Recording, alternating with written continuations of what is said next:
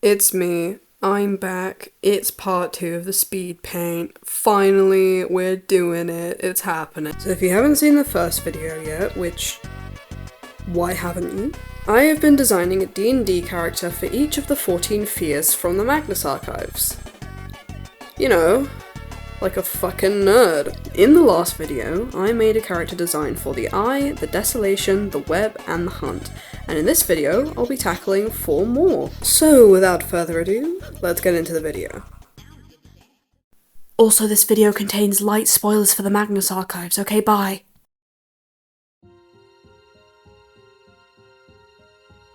So our first design for this video is the Dark.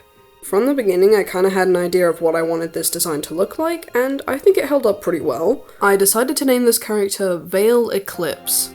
For their class, I wanted to go with a sorcerer, specifically a shadow magic sorcerer for obvious reasons. And for their race, I decided to make them an abyssal tiefling, although I did forget to draw their tail and it's kind of too late to go back and add it now since I've already done the rendering.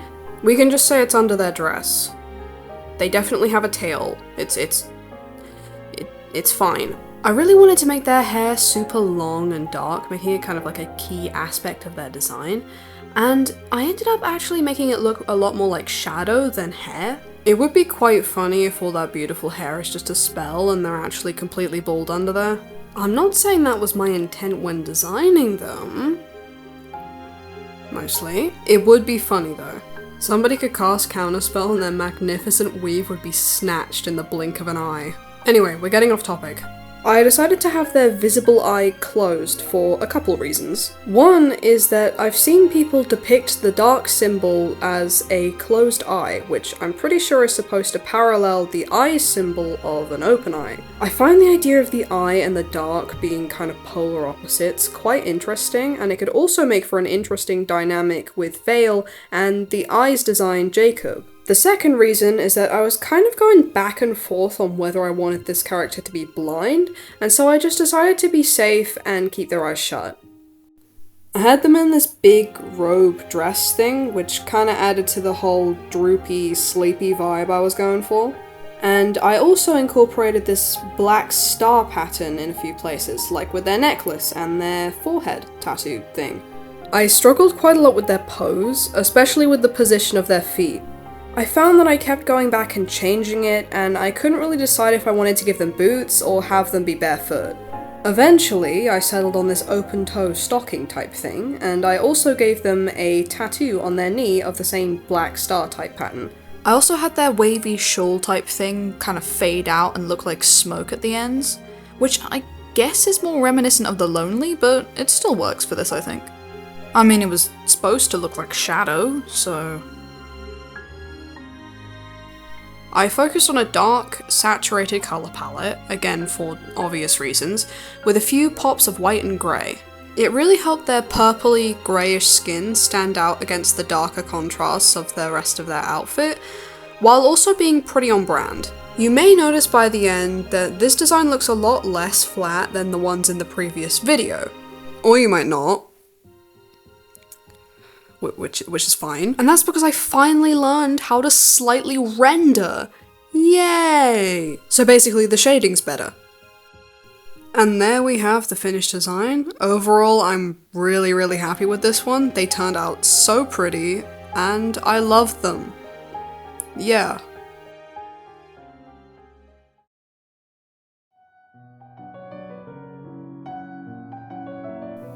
So, there has been a long gap in between the making of this video, mostly because I've been balancing a bunch of different projects and a new schedule.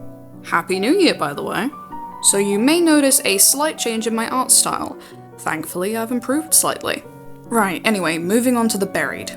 So I decided to name this character Gurag Brandon.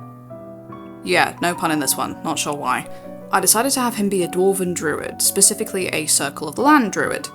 The reason I decided to make him a dwarf is because I'm not sure if this applies to D&D specifically, but in a lot of fantasy media, dwarves are often associated with mining in caves, especially in things like The Hobbit.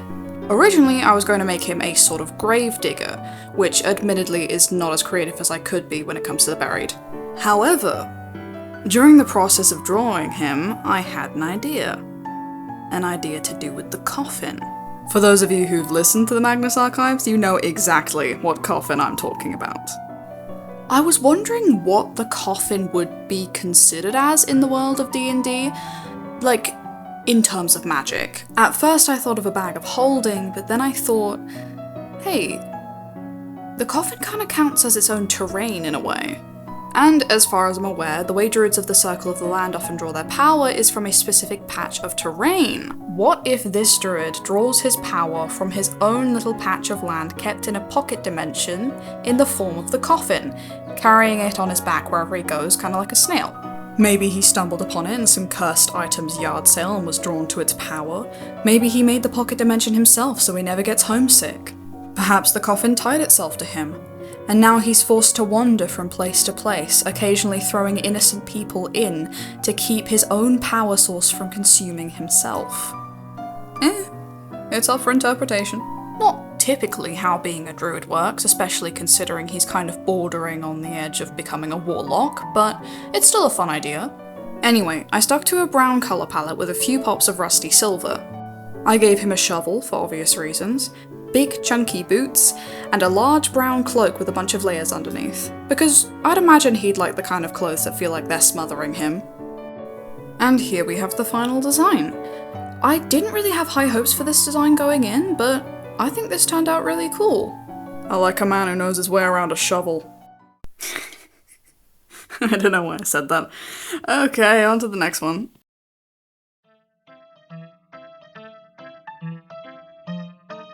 Next on our list, we have The Stranger.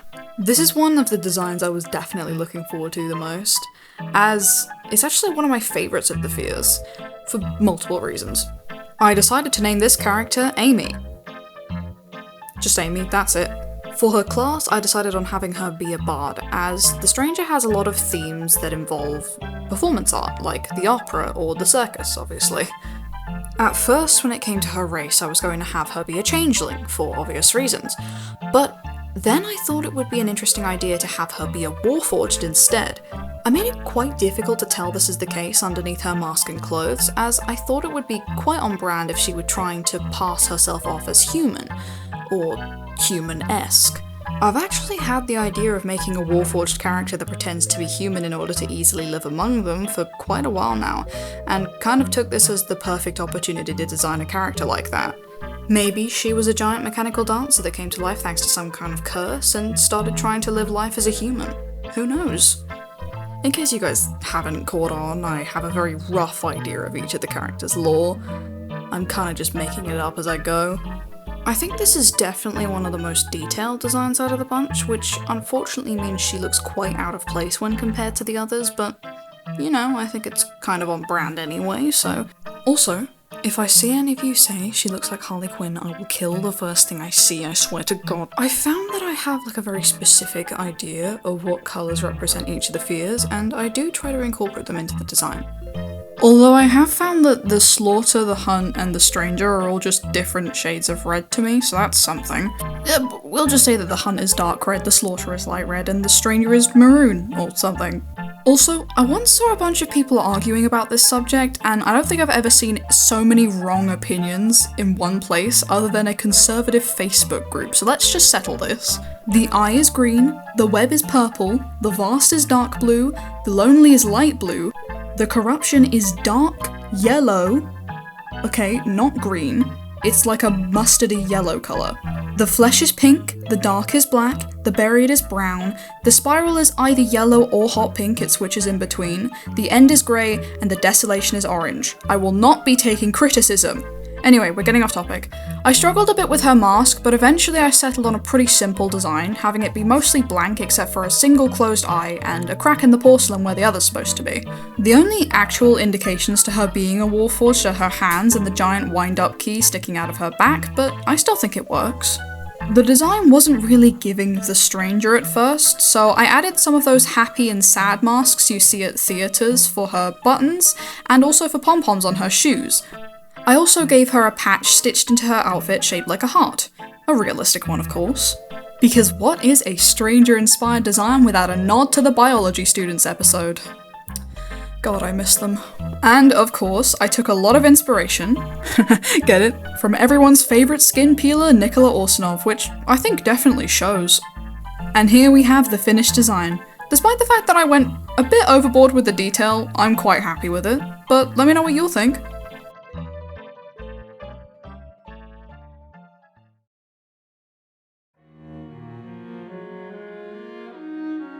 Last but certainly not least, we have the Vast. This is one of the designs where, similar to the Buried, which is a bit ironic, I didn't really have a clear idea of design going in. I was a little bit worried about this when drawing her, as she was kind of looking a bit bland compared to the others, but by the end I think it all came together nicely. Like a big empty sandwich. Basically what I'm saying is that you'll have to trust the process. I decided to name her Deirdre Farland, and I also decided on an artificer for her class. There's not a particular reason I decided on this, just that out of all the classes, I feel like Artificer fits the vibes of the Vast the most. A lot of the personality types for Artificer characters tend to either be the wide-eyed, whimsical scholar, or a paranoid hermit, which, you've got to admit, both kind of sound like they'd match up perfect. One sip of wine and I'm already slurring my words. Which, you've got to admit, both kind of sound like they'd match up with the personality of a Vast avatar. Seeking out the wonders of the universe and desperately fearing them both sound pretty on brand, but that might just be me. I didn't really have any good ideas for her race though, so I just made her human. Now that I think about it, making her an Aasimar would have been a good idea, but too late now, I guess. Plus, it would probably take the thrill out of falling if you could fly, so... Weirdly enough, when it comes to designing things related to the Vast, whether it be designing a character from the actual podcast or an OC, I have a very specific style of fashion I lean towards. Mostly consisting of sun hats, scarves, and flowing skirts with star patterns sprinkled everywhere. I haven't the faintest why the Vast is the only fear that has a dress code to me. The inner workings of my mind are an enigma, even to me. But yeah, I added pretty much all of those elements to her design, with a couple tweaks here and there. Like adding goggles to the top of her hat, or that weird harness thing, just to make her feel a bit more artificery too. I did end up getting rid of her scarf though, as I felt that her design was getting a bit too cluttered and all over the place. Probably a good call by the end of it. I gave her wavy ginger hair tied back into a ponytail, which I kinda wanted to make look like it was floating or swirling in a breeze of some kind. I also gave her a cane, a common design choice for artificers, and also a tiny bit of a nod to everyone's favourite flying grandpa, a spyglass for looking up at the sky, and some big leather gloves. I thought it would be a cool idea to have the shadowy part of her hat look like a night sky, so I added that as well. I didn't really have too many ideas in regards to her story, but I thought it would be pretty cool if she were a traveller on a mission of some kind, wandering through the mountains and vast landscapes in search of her purpose and, occasionally, pushing people off for a laugh. And there we have the final finished design for this video. She looks sick as fuck in my opinion. Hey all, so this video took a long time to get out, huh? As I mentioned earlier, I've been balancing a bunch of different projects at the same time and have yet to figure out a proper upload schedule, especially considering I don't have much of an audience right now. I'm considering trying to upload a video every 2 or 3 weeks, but that might not work out. I will be trying though. I just need to thank you all for being so patient with me. I promise I will get my ass in gear. And yeah, that's pretty much all I wanted to say. Thank you for watching. Bye!